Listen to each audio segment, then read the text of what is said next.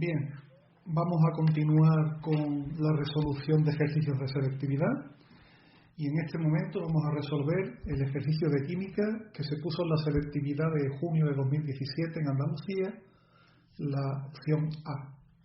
Comencemos por la formulación. Peróxido de sodio es el compuesto A. Bueno, ya sabéis que los peróxidos son compuestos un poco especiales porque en ellos el oxígeno interviene como un anión con dímeros, digamos, diatómicos, con dos cargas negativas. Por tanto, el peróxido de sodio es este compuesto que veis aquí. ¿Vale? Que además el peróxido de sodio se escribe sin simplificar. El peróxido es algo parecido a lo que le ocurre al peróxido de hidrógeno, al agua oxigenada. Se escribe sin simplificar. El cromato de plata, bueno, pues ya sabéis que el ion cromato es el ion CrO4 con dos cargas negativas, y el cromato de plata, pues es esta sal. Como el ion cromato tiene dos cargas negativas, ponemos dos iones plata y de ahí sale el cromato de plata.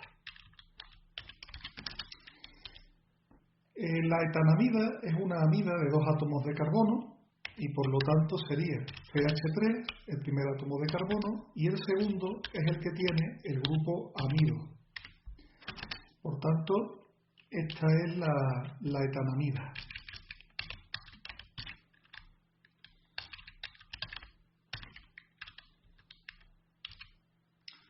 Bien, sería el apartado C.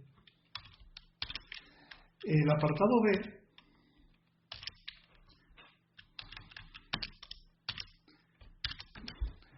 es ZN-I2, que sería simplemente, bueno, esto se puede nombrar de dos maneras. Si utilizamos la nomenclatura sistemática con prefijos, sería el diyoduro de zinc. Pero también podríamos utilizar la nomenclatura stock, que no tiene prefijos, y entonces hablaríamos del yoduro de zinc. No hace falta poner zinc 2, este 2 en números romanos no haría falta, porque el único número de oxidación típico del zinc es el 2, no tiene varios números de oxidación diferentes. Esta fórmula está mal escrita en el enunciado, sería H2SO3, y el H2SO3 es el ácido sulfuroso, donde el azufre tiene estado de oxidación 4. Y por último, el F, bueno, pues el F es un compuesto orgánico que tiene dos posibles nombres. El nombre, digamos, sistemático sería el triclorometano, pero tiene un nombre clásico que es todavía muy utilizado y también se admite, y es el cloroformo. Los dos nombres son correctos y están admitidos. Bueno, vamos ya a entrar en la parte importante, digamos. Vamos a hablar de las cuestiones de teoría aplicada. Me dan tres elementos químicos, el elemento A con una configuración electrónica, 1s2, 2s2, 2p6, 3s2, 3p6. Ese es el elemento A. El elemento B tiene la configuración electrónica exactamente igual, pero añadimos 4s1. Y finalmente, el elemento C se queda un poco más corto, ¿verdad? Y es este. Bien. Y nos preguntan varias cosas respecto a estos elementos. En la pregunta nos indican o nos piden que identifiquemos los elementos A y C.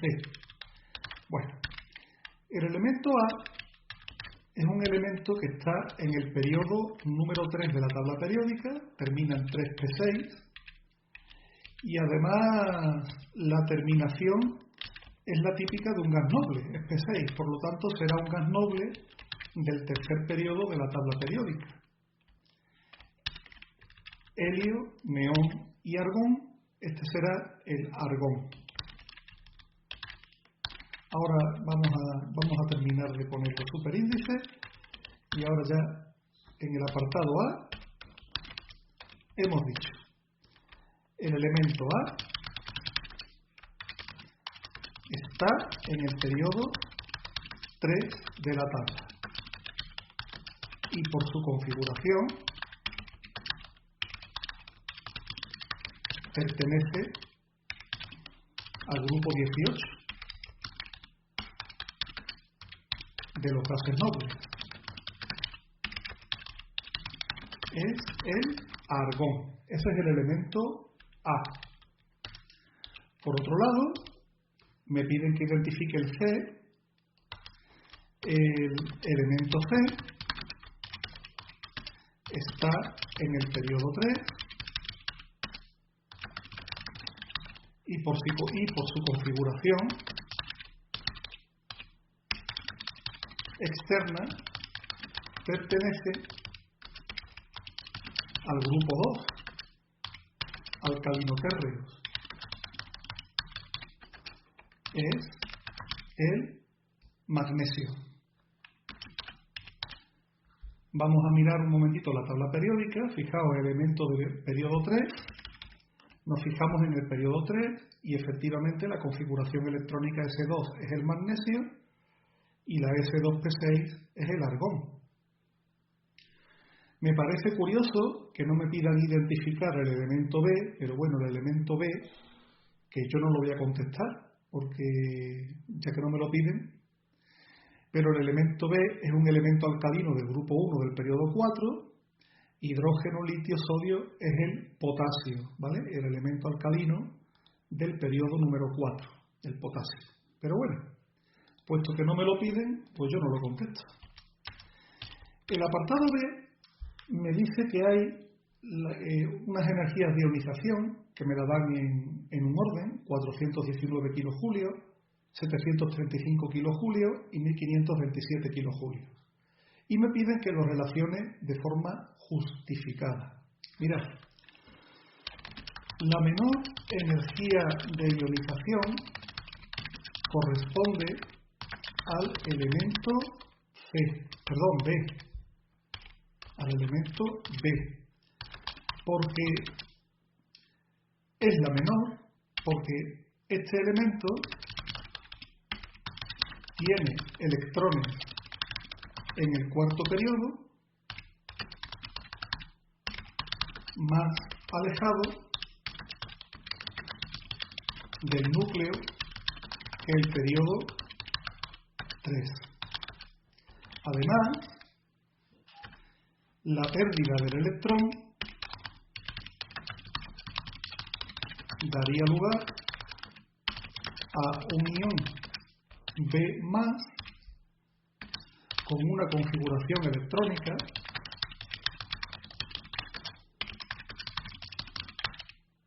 igual a la del gas noble argón.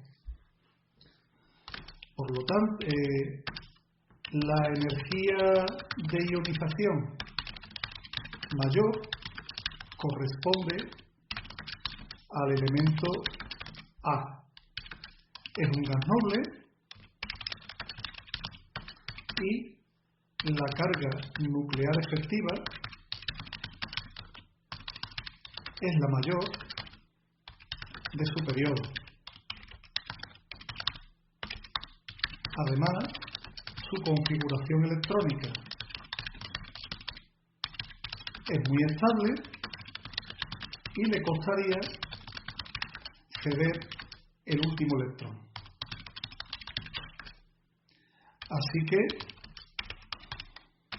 la energía intermedia corresponde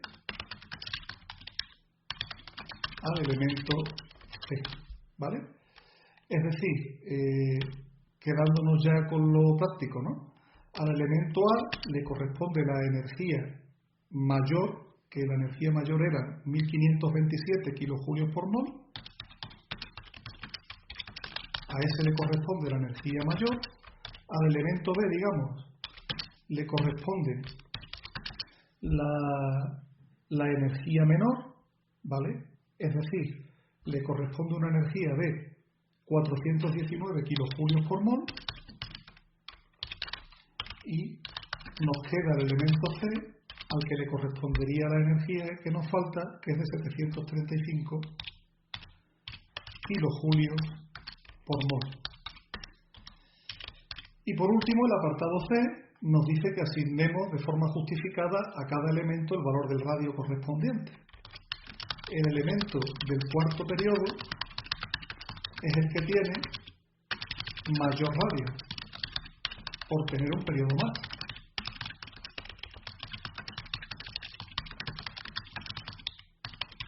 Por tanto, el elemento del cuarto periodo, que era el elemento B, ese elemento tiene el radio mayor de los tres, 235 picómetros. Entre los otros dos, el gas noble tiene menor radio por tener mayor carga nuclear efectiva sobre los electrones externos. Es decir, al elemento A, que es el gas noble, le corresponde el radio más pequeño de los dos que quedan, 97 picómetros, y el elemento C pues tendría el radio intermedio de 160 picómetros. Y ya hemos terminado. Fijaos que la contestación C la he hecho más breve porque tiene mucha relación con la B. Bueno, ya habíamos terminado con la cuestión 2. La cuestión 3 es una cuestión de determinar la espontaneidad o no espontaneidad de procesos de oxidación-reducción, y para determinar la espontaneidad o no vamos a utilizar como datos los potenciales de electrodo. El apartado A me pregunta si el magnesio metálico desplazaría al ion plomo 2 en disolución acuosa. Es decir, en esta reacción yo parto del magnesio metálico. ¿Y en qué se va a convertir el magnesio metálico? Bueno, si yo me fijo en los datos que tengo, el magnesio metálico se va a convertir en ion magnesio. Esta reacción es una reacción de oxidación, porque tendría que quitar aquí los electrones para que la reacción quedase ajustada en masa y carga. ¿Qué voltaje le corresponde a esta reacción? Bueno, pues el voltaje que le corresponde, si nos fijamos en el par, nos dice que el voltaje es menos 2,356. Pero como yo le he dado la vuelta, fijaos que el par es de reducción, de magnesio 2 a magnesio. Y yo tengo la reacción al revés, de magnesio a magnesio 2. Por lo tanto, el voltaje sería más 2,356 voltios. Por otro lado, el plomo 2, ¿en qué se me puede convertir? ¿En qué se me puede convertir el ion plomo 2? Si le voy a los datos, el plomo 2 se puede convertir como mucho en plomo. Entonces el plomo más 2 electrones producirían iones plomo 2. Perdón, produciría plomo metálico, es una reducción. Claro, como esta es la reacción de reducción, fijaos en el par, ¿vale? El par es de plomo 2 a plomo y esta reacción es de plomo 2 a plomo. Así que aquí el voltaje yo lo tendría que poner, pero lo tendría que poner sin cambiar el signo. Es decir, el voltaje sería el que me dan, que es menos 0,125 voltios. Es decir, el voltaje total sería igual a más 2,356 menos 0,125 y me sale un valor positivo. Yo lo voy a calcular pero que aquí el valor es lo de menos. Aquí lo que me interesa es el signo del potencial, ¿vale? Sería 2,356 menos 0,125 más 2,355 voltios. Como la fuerza electromotriz es positiva, la reacción será espontánea. El magnesio metálico sí desplaza al ion plomo.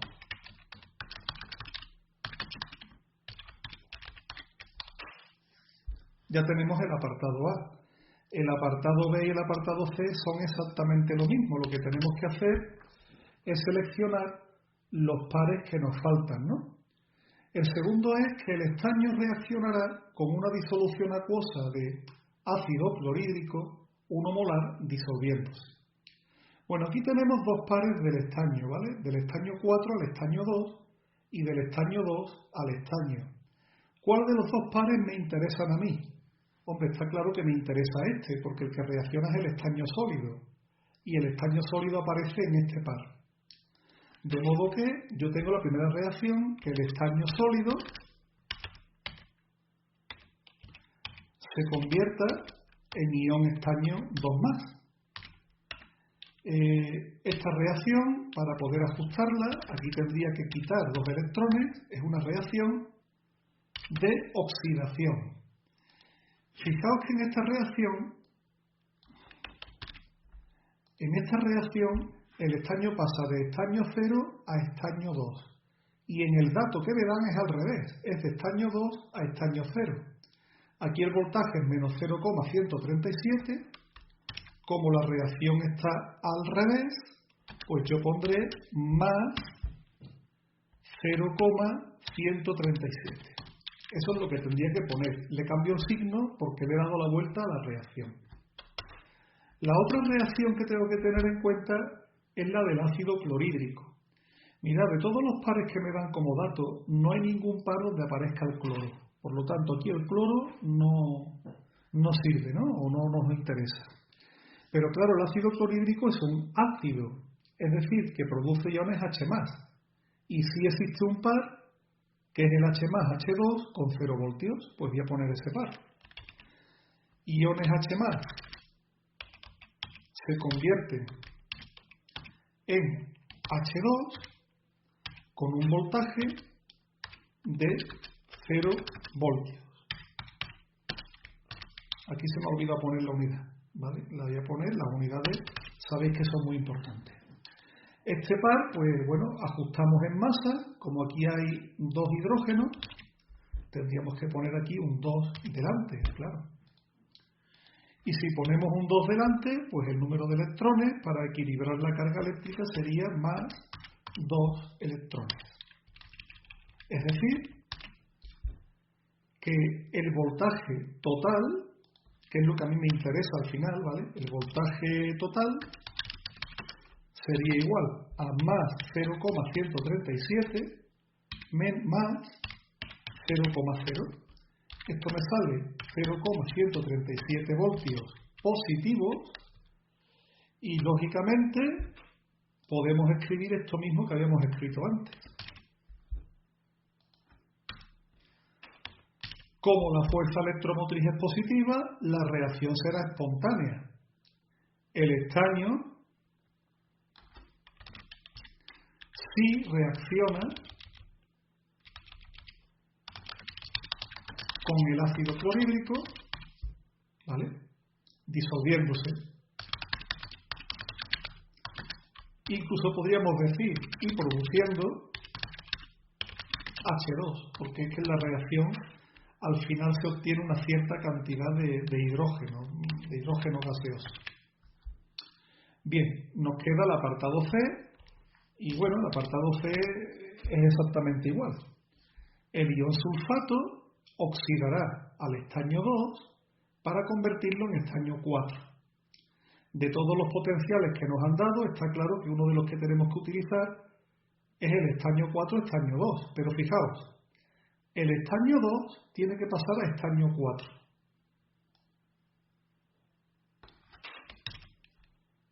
Y la reacción es esta. El estaño 2 le quito 2 electrones y tiene que pasar a estaño 4. Se tiene que oxidar. ¿Cuál es el voltaje? Como aquí pasa de estaño 2 a estaño 4, vamos a fijarnos en el par. En el par va de 4 a 2. Y aquí me hace falta de 2 a 4, está al revés.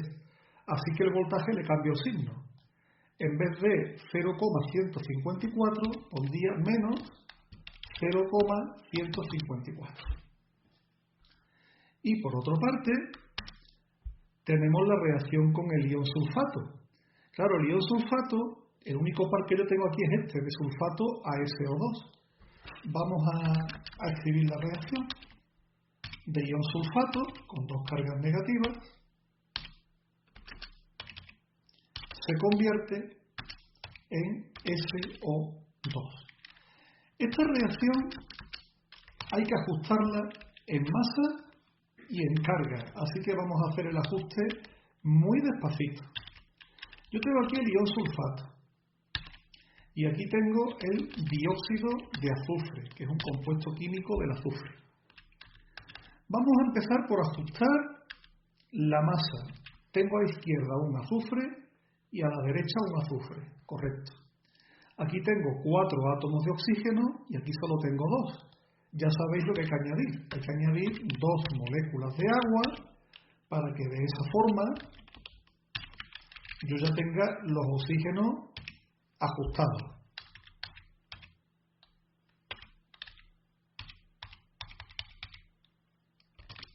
¿Vale? Claro, pero si yo aquí pongo 2 moléculas de agua, significa que yo aquí tengo que poner más 4 iones hidrógeno. Pero si yo pongo ahí los 4 iones hidrógeno, tendré que equilibrar las cargas eléctricas con electrones. Fijaos, aquí tengo 2 cargas positivas, aquí tengo 0 cargas. La manera de equilibrarlas es quitar aquí 2 electrones. Y ya tengo la carga eléctrica equilibrada. No, perdón, tendré que sumar los 2 electrones. He dicho restar, no, es sumar. 2 negativas y 2 negativas son 4 negativas y las 4 positivas son 0. Por eso, en el enunciado del problema, me decían que el sulfato oxidará al estaño en disolución ácida. Lo de la disolución ácida, ¿veis? Aquí salen los iones hidrógeno. Bueno, vamos a comprobarlo. El voltaje de este par me dicen que el voltaje es más 0,170 voltios. Y yo no le he dado la vuelta, de sulfato a dióxido, de sulfato a dióxido. No hace falta cambiarle el signo, más 0,170 voltios. El voltaje total es igual a 0,170 menos 0,154, que si no me equivoco es más 0,016 voltios. Y el voltaje es positivo. Por lo tanto, como la fuerza electromotriz es positiva, la reacción será espontánea. Ya lo podemos escribir sin ningún problema. Y podríamos decir que el sulfato oxidará al estaño 2 hasta estaño 4 en disolución ácida. Y ya hemos terminado la cuestión 3, que es la cuestión de predecir la espontaneidad o no de procesos de intercambio de electrones. Bueno. Creo que nos queda una última cuestión teórica, si no me equivoco, que es la cuestión 4. Esta cuestión ya estáis viendo que es una cuestión de química orgánica, ¿vale? Dado el siguiente compuesto, CH3, CH2, CHOH, CH3, primero justifica si presenta o no isomería óptica. La respuesta es sí presenta isomería óptica porque el carbono C2 es asimétrico o chiral, ¿vale? De todas maneras, vamos a escribir la fórmula semidesarrollada o desarrollada para que podáis apreciarlo, que efectivamente el carbono 2 es asimétrico o chiral. Este compuesto, no he puesto el nombre, el compuesto es el 1,2, será el bután 2-ol, ¿vale? O en nomenclatura antigua 2-butanol.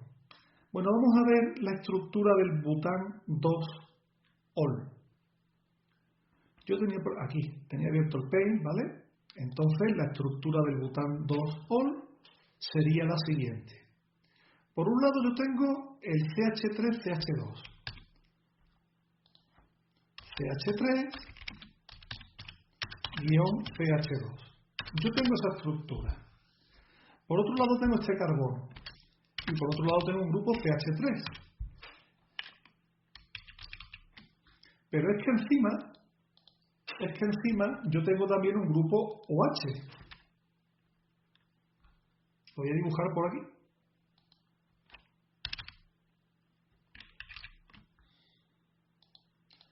Y por otro lado tengo el hidrógeno, que lo voy a dibujar aquí arriba.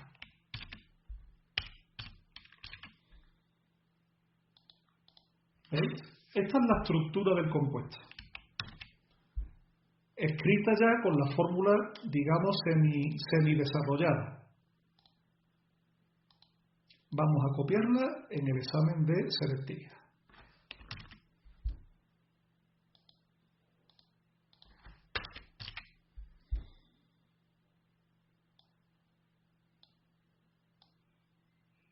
Aquí lo tengo, ¿lo veis? Como puede verse, el C2 está unido a 4 sustituyentes distintos. Un etilo, un metilo,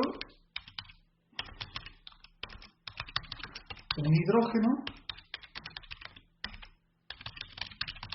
y un hidroxilo. Y por eso es un carbono chiral, ¿lo veis? Este carbono, un enlace con el CH3, otro con el CH2CH3, otro con hidrógeno y otro con OH. Bien, pues ya hemos contestado al primer apartado. Apartado 2. Escribe la estructura de un isómero de posición y de un isómero de función. Bueno, pues si tenemos el bután, un isómero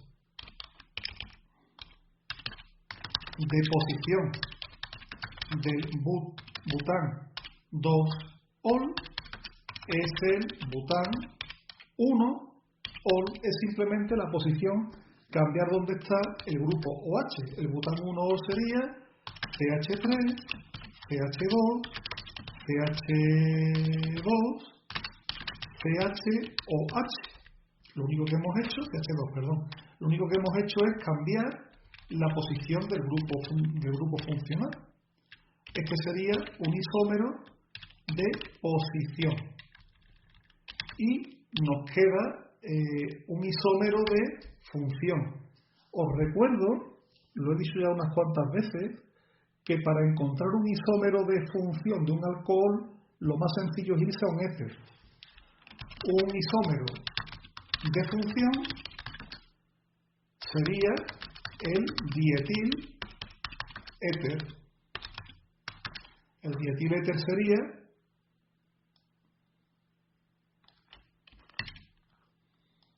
este. Grupo oxígeno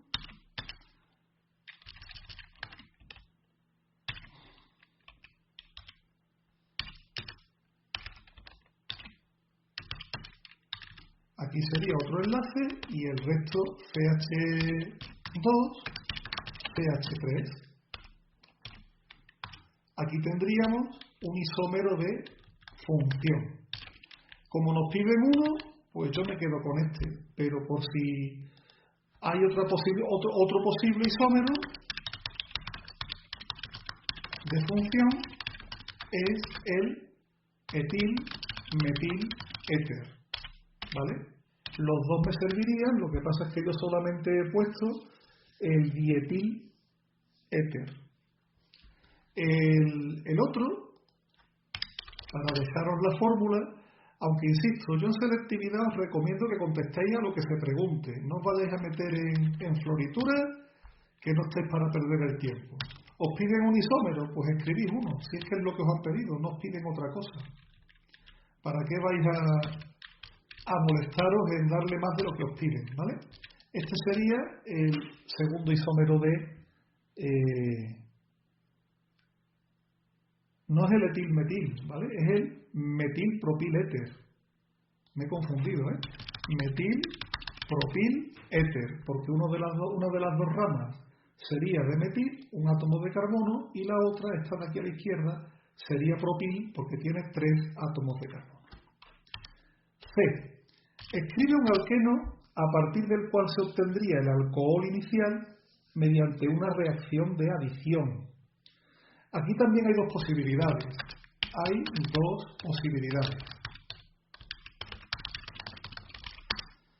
Por un lado tendríamos el but2-eno y el otro que también es posible es el but1-eno. De los dos alquenos me sale el mismo compuesto, me sale como compuesto mayoritario el bután 2-ol. Fijaos las dos posibilidades. Este sería el but2-eno.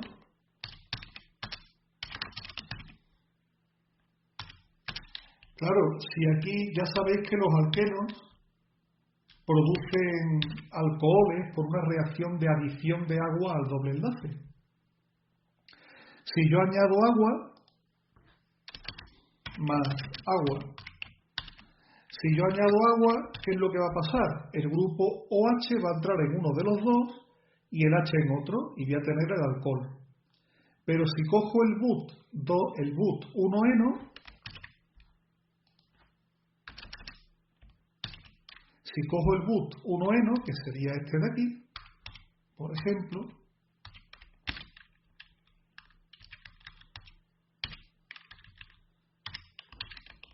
este sería el but1-eno, cuando yo meta aquí el agua,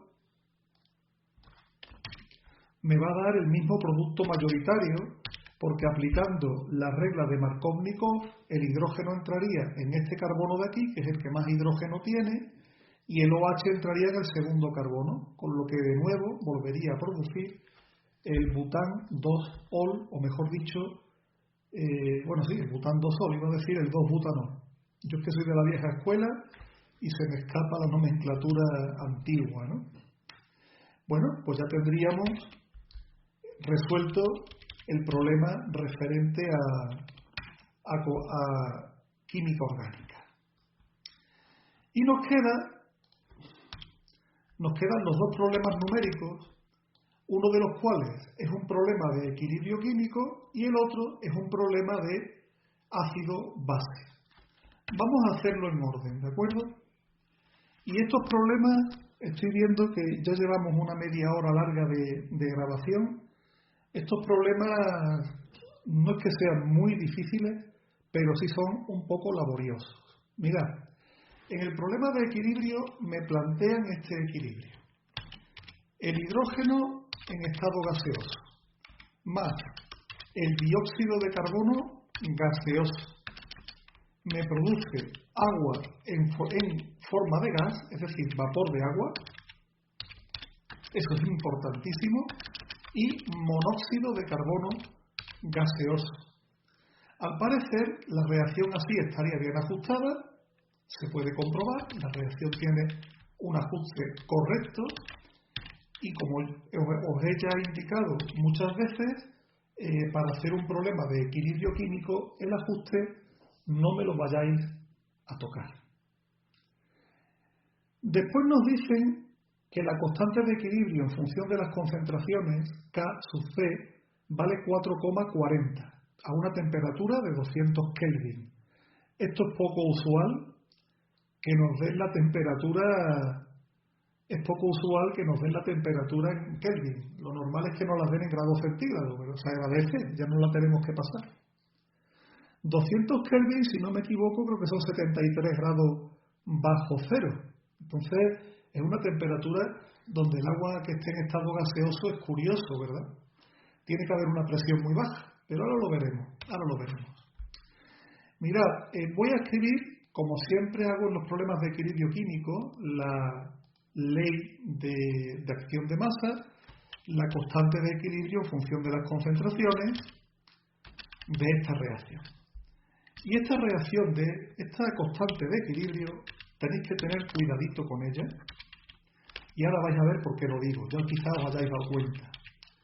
En el numerador tendríamos que poner concentración de monóxido de carbono, concentración de CO, por la concentración de agua. Alguno puede estar pensando que yo he dicho muchas veces en clase que el agua no se coloca en las constantes de equilibrio, pero no olvidéis que me refiero al agua líquida, en estado líquido. En esta reacción el agua está en estado gaseoso y así sí tiene que aparecer en la constante de equilibrio. Esa era, digamos, la pequeña particularidad que tiene este equilibrio. En el denominador pongo los reactivos, es decir, concentración de hidrógeno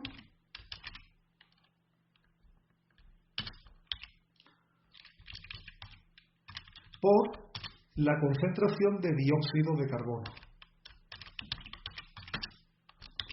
Y ya tendríamos el valor, mejor dicho, la expresión de la constante de equilibrio. El valor nos lo da el enunciado del problema y nos dice que es de 4,40 a una temperatura T mayúscula igual a 200 Kelvin. Os llamo la atención de que nos dan el valor de la constante de equilibrio sin unidades. Es lo normal. De todas maneras, aunque quisiéramos poner las unidades, os habréis dado cuenta de que esta constante de equilibrio es adimensional, porque tiene las mismas unidades en el numerador y en el denominador, y entonces las unidades se equilibran, ¿no? Aquí sería molar al cuadrado dividido por molar al cuadrado, pues nos quedamos sin unidades.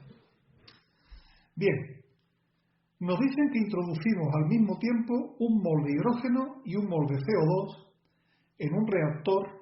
Lo de reactor es el recipiente donde ocurre la reacción, en un reactor de 4,68 litros. Bueno, vamos a escribir la tabla del equilibrio. Vamos a empezar. En la tabla, en mi tablita, yo voy a meter el número de columnas, me van a hacer falta 5, y número de filas 5.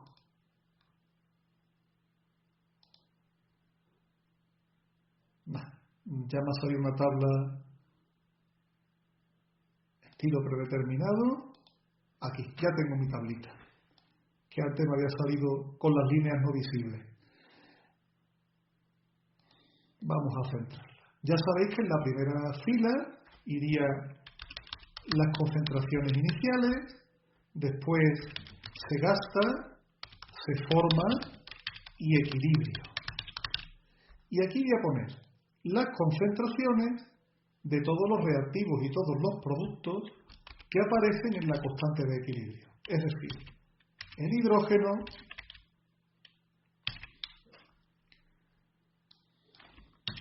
después aquí en la segunda pondría el CO2, aquí pondría el CO. El orden me da lo mismo, pero yo tengo una costumbre que creo que es buena, y es poner siempre primero los reactivos y después los productos, ¿vale? En el orden de la reacción, H2, CO2, H2O, CO. Bueno. Mirad, inicialmente me han dicho que yo pongo un mol de hidrógeno y un mol de CO2.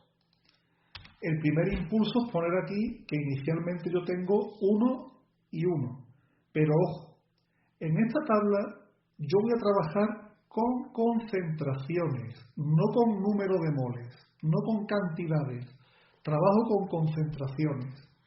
Es decir, aquí tendría que poner 1 dividido por 4,68. 1 dividido 4,68. Porque la concentración es el número de moles dividido por el volumen. 1 dividido por 4,68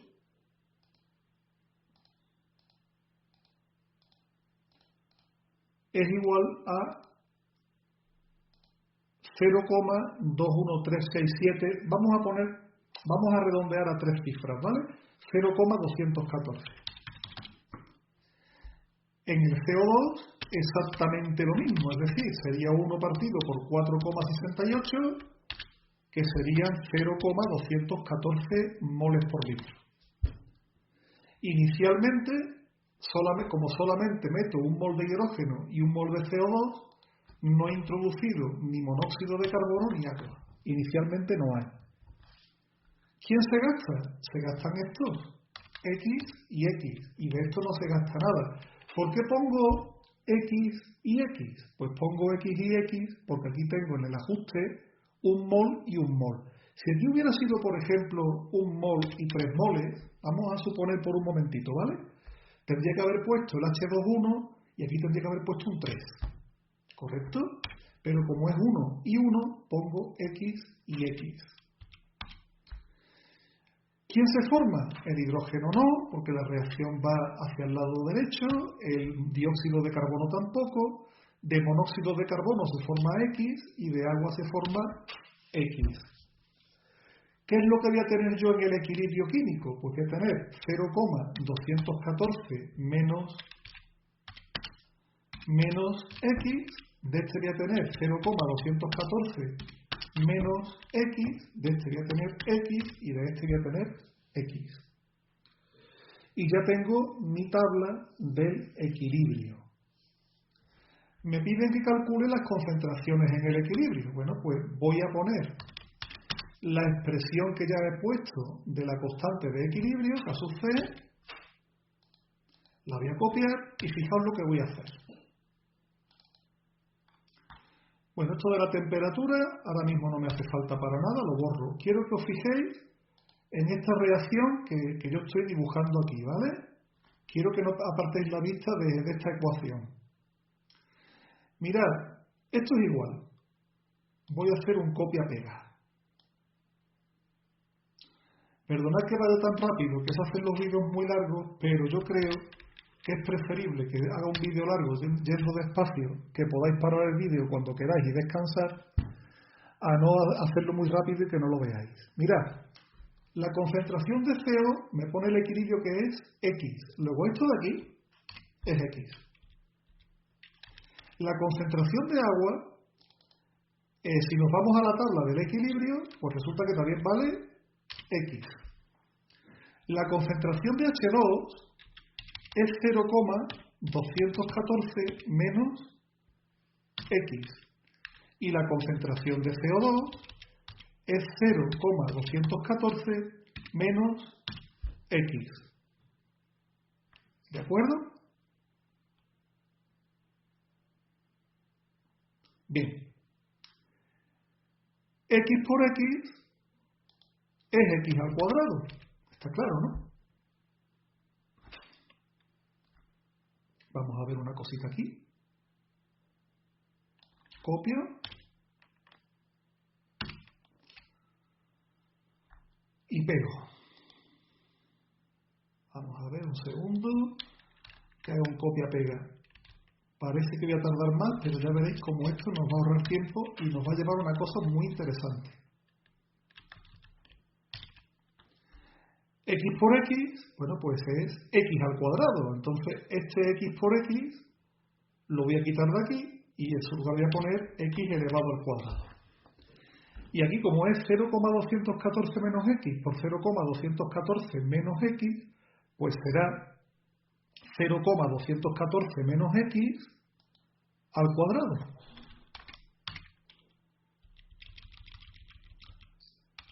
Yo creo que he ido despacio y que todos habréis podido ver la ecuación. Claro, aquí estáis viendo una cosa que yo creo que ya os está empezando os estáis empezando a asustar, cunde el pánico, ¿verdad? Bueno, pues que cunda el pánico. Cogerle miedo, no, venga, en serio, es una broma. Mirad, la ecuación que me queda es esta. Voy a copiarla. Perdonad, que copio y pego. Mirad, la ecuación que me queda, al final, quitando todo lo que me sobra, en realidad es esto. Esa es la ecuación que tengo que resolver. A primera vista, alguno podrá estar pensando que estamos ante una ecuación de segundo grado con una incógnita. Y podría decir, bueno, esto es una ecuación de segundo grado, ahora voy a tener que hacer la fórmula famosa de menos b más menos raíz cuadrada. Y hombre, son ecuaciones que no son difíciles, pero la verdad es que llevan tiempo, ¿no? Son un poquito laboriosas. Mirad, voy a hacer lo siguiente. Como yo tengo aquí todo esto elevado al cuadrado y tengo que esto es igual a 4,40, voy a hacer la raíz cuadrada en los dos miembros de la ecuación. Fijaos.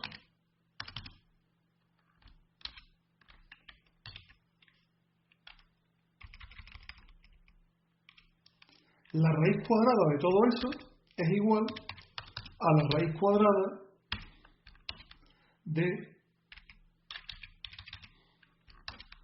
4,40.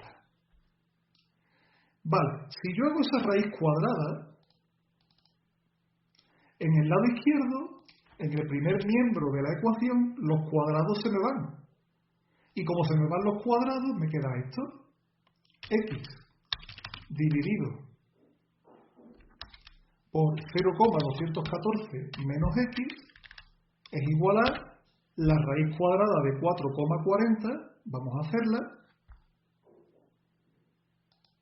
la raíz cuadrada de 4,40, que es 2,098.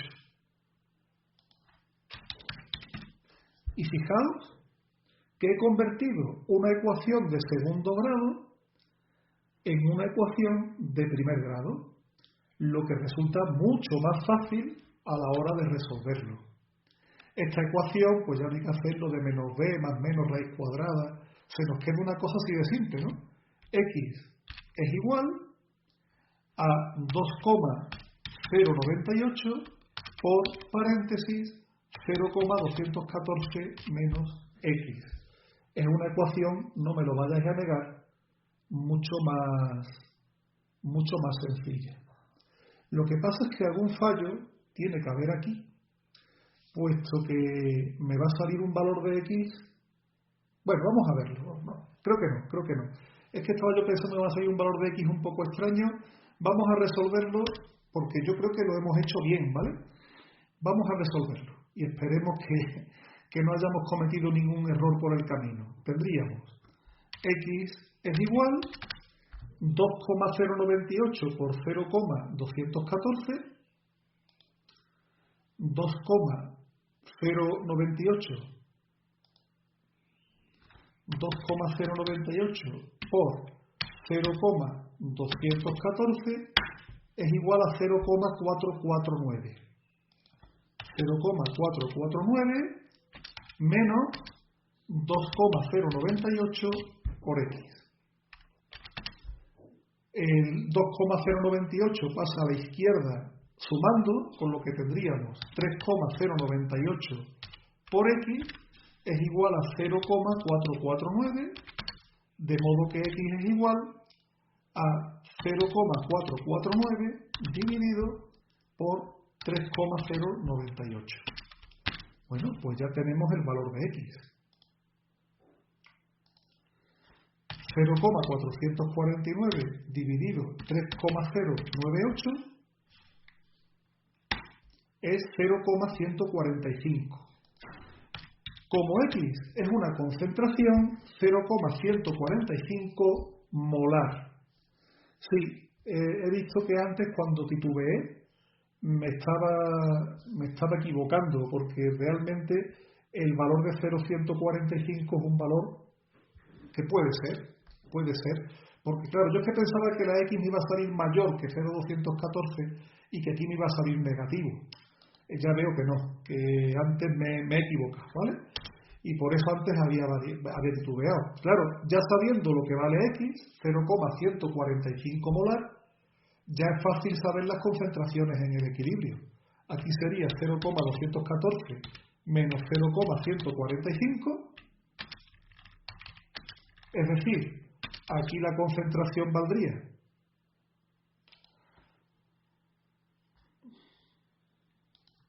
0,214 menos 0,145, 0,069 molar.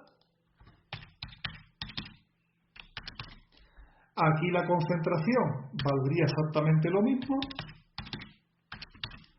Aquí la concentración valdría 0,145 molar. Y aquí la concentración sería 0,145 molar. Y ya hemos resuelto el apartado A, que nos preguntaban cuáles eran las concentraciones en el equilibrio. ¿De acuerdo? Las concentraciones en el equilibrio. Bueno, fijaos que parece ser que hemos acertado, ¿verdad? Concentración de hidrógeno de CO2 0,068, concentración de agua y de CO 0,145. Parece que hemos acertado. La pregunta B nos pide que calculemos cuáles son las presiones parciales de cada gas en el equilibrio y cuánto vale K sub P. Mirad, vamos a empezar por las presiones de cada gas en el equilibrio. Para eso tenemos que utilizar la ecuación de los gases ideales. Recordad que la ecuación de los gases ideales es P por V igual a N por R y por T.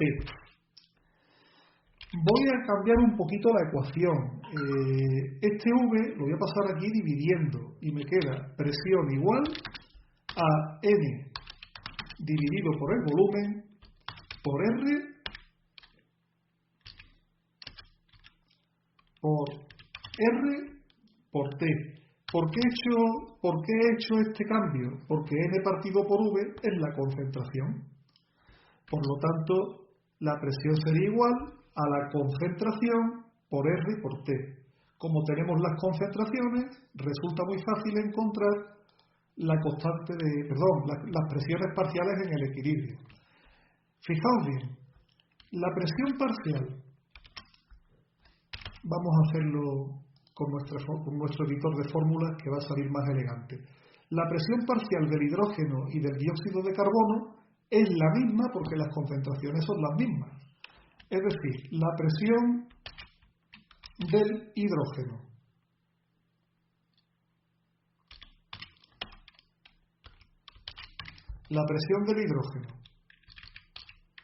parcial, ¿vale?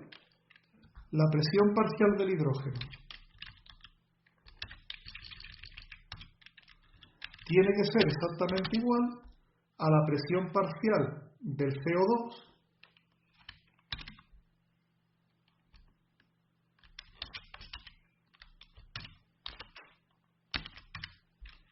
¿y a qué es igual esto? A la concentración por R y por T, es decir, a 0,069 por R, 0,082 por T, que eran 200 Kelvin. Ya tenemos las presiones parciales de hidrógeno y de CO2. Vamos a calcularlas. Sería 0,069 por 0,082 por 200, 1,132 atmósferas. Bien, ya tenemos las presiones parciales de hidrógeno y de CO2. Vamos ahora a calcular las presiones parciales de agua y de monóxido de carbono.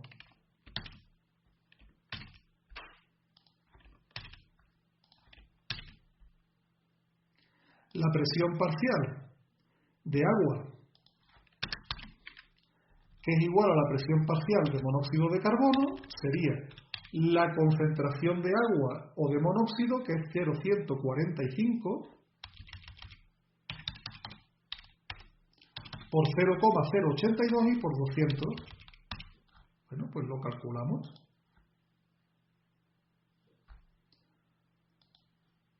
0,145 por 0,082 por 200. 2,378 atmósferas. ¿Vale? Y ya tenemos calculadas las presiones parciales en el equilibrio. Y nos piden que hallemos el valor de K sub P. Bueno, pues el valor de K sub P, fijaros qué sencillo es, porque ya tenemos las presiones, ¿verdad? Fijaos qué sencillito sería el valor de K sub P. Simplemente aplicamos la definición de K sub P. K sub P es igual a la presión parcial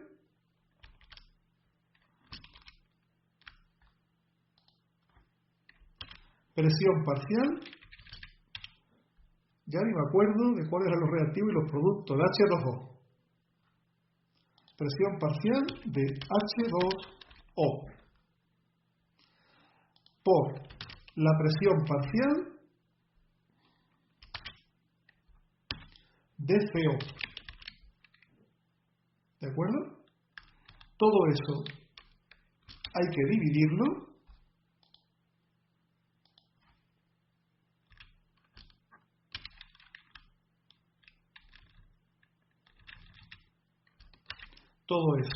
que dividirlo entre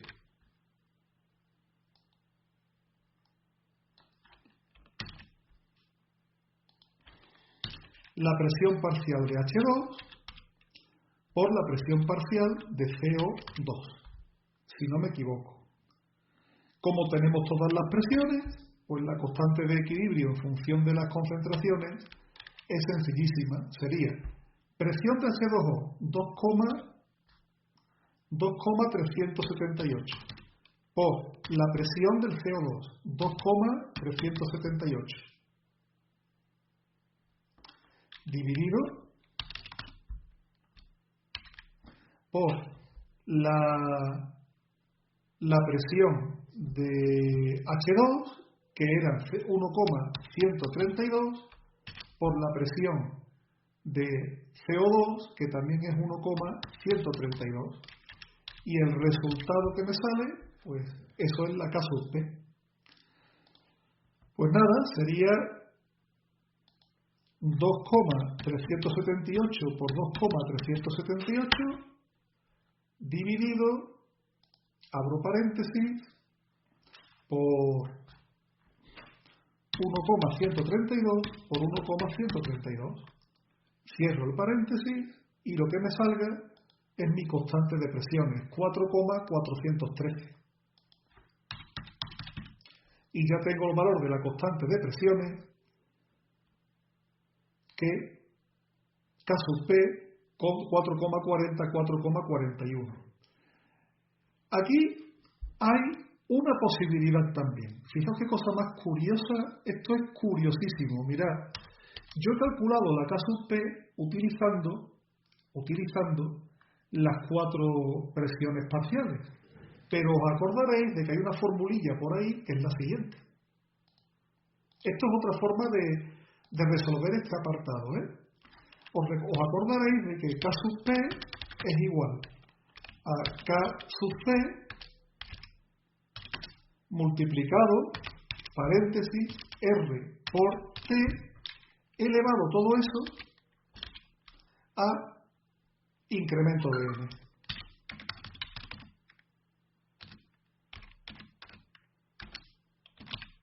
¿Vale? Donde delta de N es la diferencia entre el número de moles gaseosos de productos menos reactivos. Este 3 es porque he querido poner el signo de multiplicar. Ahora, fijaos, sería K sub P es igual a K sub C, K sub C valía 4,40, multiplicado por, paréntesis, 0,082, por la temperatura que son 200, ¿Elevado a qué? Elevado a la diferencia entre el número de moles de los productos y de los reactivos. Si os fijáis en la reacción, hay 2 moles de gas en los productos, 1 más 1, y 2 moles de gas en los reactivos, 1 más 1. Luego 2 menos 2 sería 0, elevado a 0. 0,082 por 200 elevado a 0 vale 1, 4,40 por 1 es igual a 4,40 y ya tengo el valor de K sub P calculado de otra manera. Hombre, aquí me sale 4,41 por un tema simplemente de redondeo, pero fijaos que la constante K sub P en esta reacción coincide numéricamente con el valor de K sub C. Y si queréis comprobamos, aunque ya no me fío mucho de las soluciones, pero bueno, veis que K sub P es 4,40, 2,37 atmósferas y 1,1 atmósferas, ¿vale? 1,1, 4,4. 1,1, 2,4. Aproximadamente son las presiones parciales. Y ya estaría terminado el problema del equilibrio. Con lo que nos queda el último problema, y el último problema es el problema de ácido y base. Bueno, nos dicen que tenemos una disolución 0,03 molar de hidróxido de amonio, NH4OH. El hidróxido de amonio es otra manera de representar el amoníaco. El hidróxido de amonio se disociaría dando por un lado iones amonio, NH4 signo positivo, más iones hidroxilo, OH, y claro, la aparición de iones OH es la que hace que las disoluciones de hidróxido de amonio sean básicas. El hidróxido de amonio es una base débil y por lo tanto tiene una constante de disociación, una constante de equilibrio, que la vamos a llamar K sub B. Me dan el grado de disociación, que es 0,024, y me piden que calcule el valor de K sub D. ¿Cómo lo hago? Mirad, en primer lugar voy a poner la expresión de K sub B. La expresión de K sub B es la siguiente. Insertamos una fórmula y empezamos. K sub B es igual.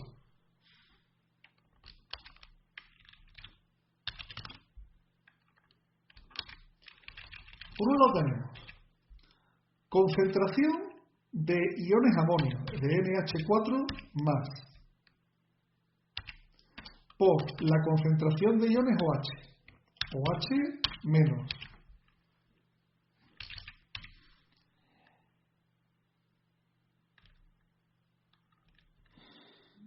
Y todo eso dividido por la concentración de NH4OH.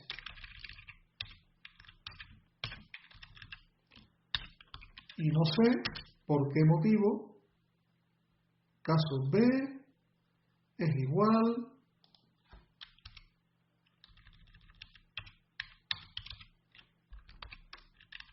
a ver, ¿por qué no me sale?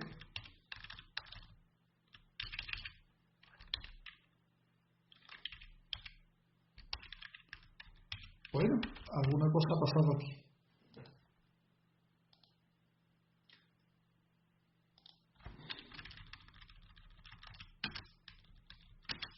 Bueno, vamos a intentar otra vez. K sub B es igual.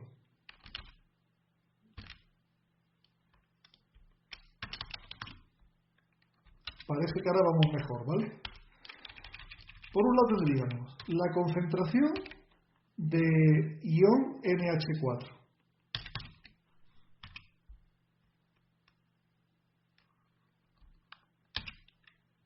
NH4 más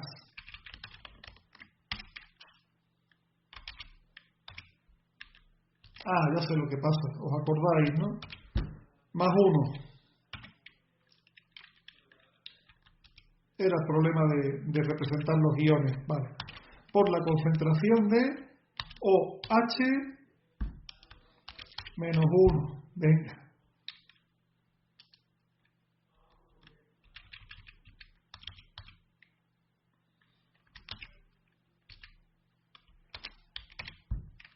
dividido todo por la concentración de ion NH4OH, de compuesto NH4OH. Vale, esa sería la constante K sub B, que nos piden que calculemos, por lo tanto no sabemos el valor. Bueno, vamos a plantear la tabla del equilibrio, como un equilibrio químico normal. En esta tabla de equilibrio yo voy a insertar una tabla que va a tener 1, 2, 3, 4 y 5 filas, 1, 2, 3, 4 columnas. Aquí tenemos nuestra tablita y vamos a ir poniendo. Inicial, se gasta, se forma y equilibrio. Mirad, aquí en las columnas pondré NH4, concentración de NH4 por abreviar. Bueno, vamos a ver, NH4, OH. Aquí pondré concentración de NH4.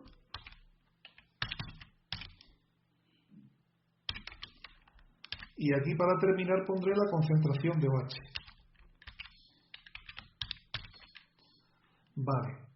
Aquí pondré el NH4. Aquí pondré el NH4 más. Que quede todo bonito, que estos son unos apuntes que os vais a quedar vosotros. ¿Vale?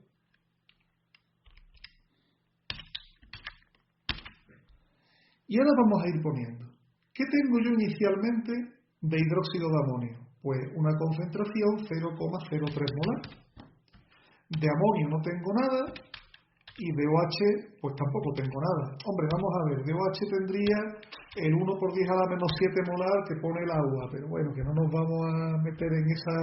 a hacer tan tiquismiquis, ¿no? ¿Qué se gasta? De hidróxido de amonio X, 0 y 0. ¿Qué se forma? Pues se forma de este nada, de este X y de este X. ¿Qué voy a tener en el equilibrio? Pues 0,03 menos X, aquí voy a tener X y aquí voy a tener X. Y ya tengo mi tabla del equilibrio. Pero resulta que a mí me dan un dato, y es que el grado de disociación del hidróxido de amonio vale 0,024. Es decir, alfa, que es el grado de disociación, es igual a 0,024.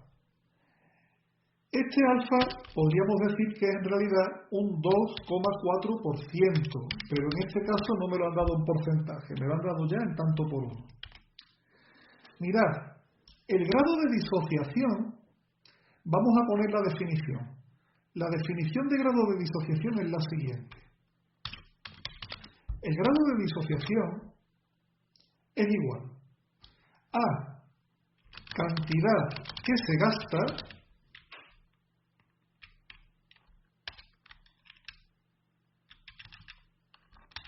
dividida por la cantidad total.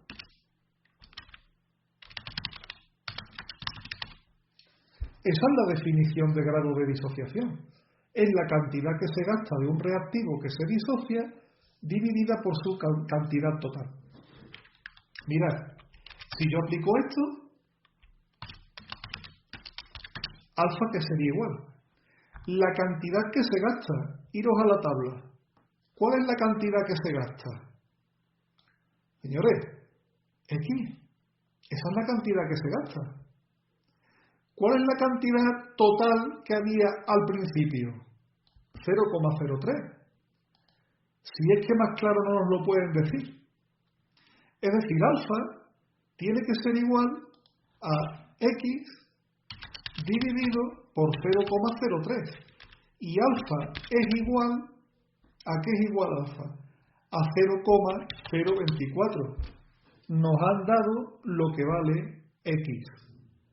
X sencillamente es igual a 0,03 por 0,024 y ya tenemos el valor de X hecho. Fijaos qué sencillo, siempre y cuando sepamos correctamente, recordemos lo que significa el grado de disociación. 0,03 por 0,024, eso es igual a 7,2 por 10 elevado a menos 4 molar. No olvidéis que X es una concentración, 7,2 por 10 elevado a menos 4 molar. Y como ya sabemos el valor de X, ya sabemos todas las concentraciones en el equilibrio. Así de fácil. Las concentraciones en el equilibrio serían 0,03 menos 7,2 por 10 elevado a menos 4. Y aquí sería pues 7 por 10 a la menos 4 molar. Y aquí también sería 7 por 10 elevado a menos 4 molar. Y como tenemos las concentraciones en el equilibrio, pues ya resulta que no tenemos ninguna dificultad para encontrar el valor de la constante de equilibrio, que es lo que nos pedía el apartado A. Voy a hacer este cálculo muy simple. 0,03 menos 7,2 por 10 a la menos 4 molar es 0,0292,8.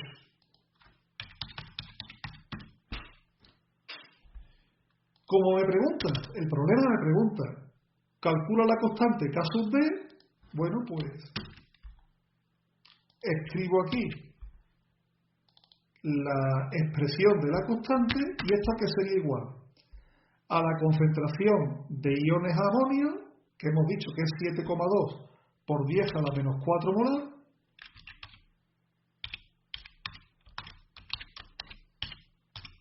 por 7,2 por 10 elevado a menos 4 molar, dividido por 0,02928.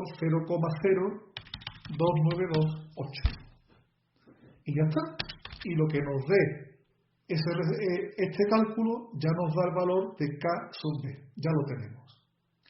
Luego sería 7,2 por 10 elevado a menos 4 elevado al cuadrado, porque él por él mismo es elevado al cuadrado, lo podemos hacer así, dividido por 0,02928, y lo que me sale es 1,77 por 10 elevado a menos 5.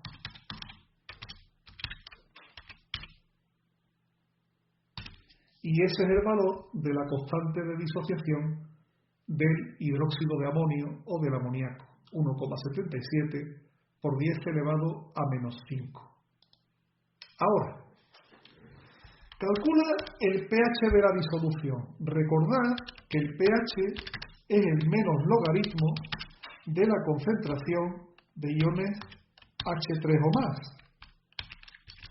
Pero claro, yo no tengo en mi tabla, yo no tengo la concentración de iones H3 o más. Luego no puedo calcular el pH directamente. No puedo calcular el pH directamente. Pero lo puedo hacer indirectamente, porque lo que sí tengo es la concentración de OH. Así que yo lo que sí puedo calcular es el pOH. El pOH es el menos logaritmo de la concentración de OH menos.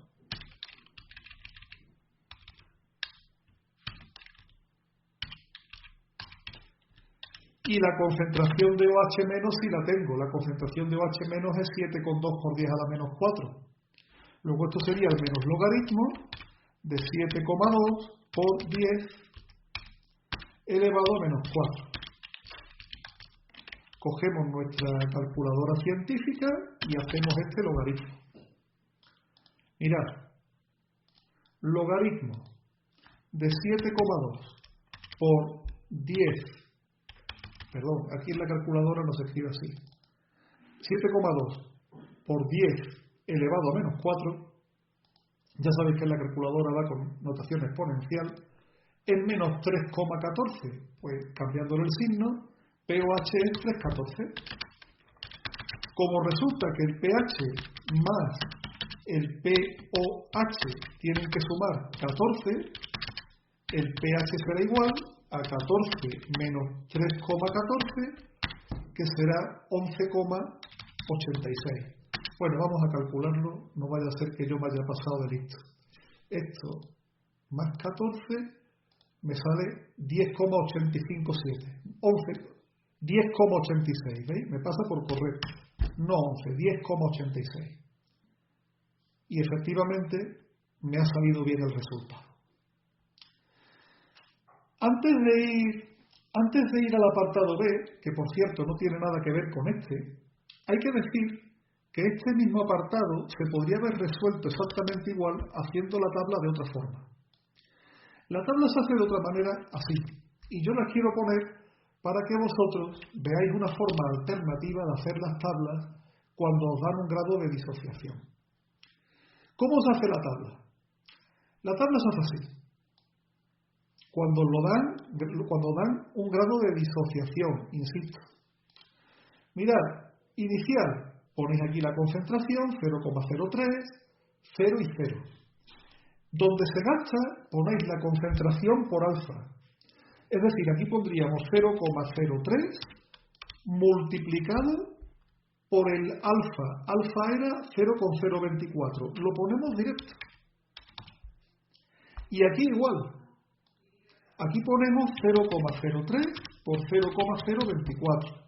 Y aquí ponemos 0,03 por 0,024. Es decir, ponemos la concentración inicial multiplicada por el grado de disociación. Y fijaos lo que pasa.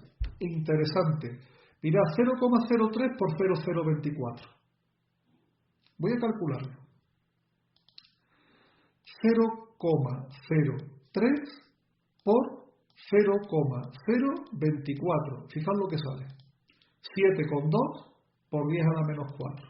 ¿Qué salía aquí? 7,2 por 10 a la menos 4. Con lo que aquí me sale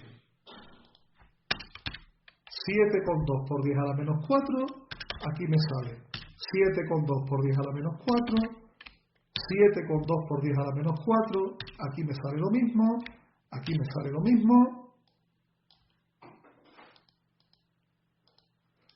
y aquí me sale pues 0,03 menos 7,2 por 10 a la menos 4, y me saldría exactamente lo mismo que aquí, 0,02928. Es decir, me hubiera salido la misma tabla. Porque en este tipo de tablas, cuando nos dan el grado de disociación, aquí se puede poner perfectamente la concentración inicial por alfa. Tened mucho cuidado. Si la hacéis así, este C alfa, este C por alfa,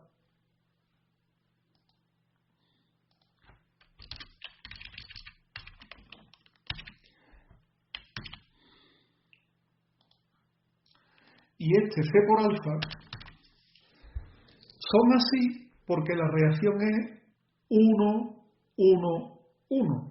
Si aquí, por ejemplo, hubiera habido un 2, pues en lugar de poner C alfa, tendríamos que haber puesto 2 por C alfa, ¿vale? Hay que poner delante el número que esté en el índice de la reacción. Y esta es una manera alternativa de hacer la tabla de equilibrio si nos dan el grado de disociación. El apartado B, como os decía antes, no tiene nada que ver con el A, porque nos dicen que calcule el volumen de agua que hay que añadir a 100 mililitros de una disolución de hidróxido de sodio 0,03 molar para que el pH sea 11,5. Mirad, yo tengo una disolución 1, este es un problema de disoluciones, de dilución. Yo tengo una disolución 1 que me dicen que son 100 mililitros de una disolución 0,03 molar de hidróxido de sodio. Y yo quiero conseguir una disolución 2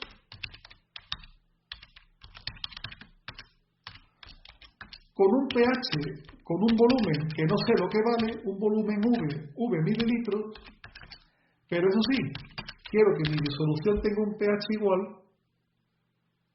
a 11,5. Bien. Mirad, vamos a ver. Vamos a empezar hablando de la disolución 2. Me dan el pH. el pH es igual a 11,5. Es decir, el pOH, no olvidéis que es una disolución de hidróxido de sodio, es igual a 14 menos 11,5, y 14 menos 11,5 pues sería 2,5 me parece a mí, pero bueno, ya lo voy a hacer porque ya para los cálculos sencillos estoy viendo que me estoy equivocando. Entonces sería 14 menos 11,5, 2,5. Ese es el pOH. Y de aquí yo puedo sacar la concentración de OH. La concentración de OH es la inversa del logaritmo. Es decir, 10. Como el pOH es el logaritmo, la concentración es la inversa. Sería 10 elevado a menos 2,5. ¿Cómo hago yo esa operación inversa? Pues nada, cojo mi calculadora y hago lo siguiente. Fijaos bien en la calculadora. Hago operación inversa, shift del logaritmo. Y ahora pongo menos 2,5. Resultado, 3,16 por 10 a la menos 3. Esa es la concentración de la disolución que yo quiero preparar. Como el hidróxido de sodio, cuando se disocia, se convierte en un ion sodio más un ion OH, por cada uno de hidróxido de sodio que yo tenga, voy a conseguir un OH, es decir, la concentración de OH es la misma que la de hidróxido de sodio. Por lo tanto, yo tengo una disolución 1 de 100 mililitros a 0,03 molar y quiero conseguir una disolución 2 de V mililitros con una concentración de 3,16 por 10 a la menos 3 molar. Y ya lo único que me queda es hacer la fórmula de la dilución. La fórmula de la dilución, acordad lo que valía. La fórmula de la dilución me decía que era lo siguiente. Molaridad de la disolución 1 por volumen de la disolución 1 es igual a la molaridad de la disolución 2 por el volumen de la disolución 2. Es decir, molaridad de la 1, 0,03. Por volumen de la 1, que son 100 mililitros, es igual a la molaridad de la 2, 3,16 por 10 elevado a menos 3, por el volumen de la disolución 2. Y de aquí ya es fácil despejar el volumen que me hace falta, y ese volumen sería 0,03 multiplicado por 100 dividido por 3,16 por 10 elevado a menos 3. Y ya está, ya hemos terminado en cuanto hagamos el cálculo. Es decir, 0,03 por 100 dividido por 3,16 exponente menos 3. Resultado, sintaje error porque lo he hecho mal. Muy bien, caballero, ¿en qué me he equivocado? Bueno, vamos a darle a 0 y lo hacemos otra vez. 0,03 por 100 dividido 3,16 exponente menos 3. 949,36. 37. 949,37 mililitros. Suponiendo, esto es importante que lo pongáis, esto es importante que lo pongáis, suponiendo que los volúmenes sean aditivos, tendremos que añadir a los 100 mililitros originales un total de 849,37 mililitros. ¿vale? Los 100 que teníamos más 849 nos dan los 949. Y fijaos que yo no sé si es que nos hemos equivocado él y yo o que lo he hecho yo bien, pero bueno, esta sería la solución del problema. Y nada más, ya tendríamos resuelto el problema de esta clase. Un saludo.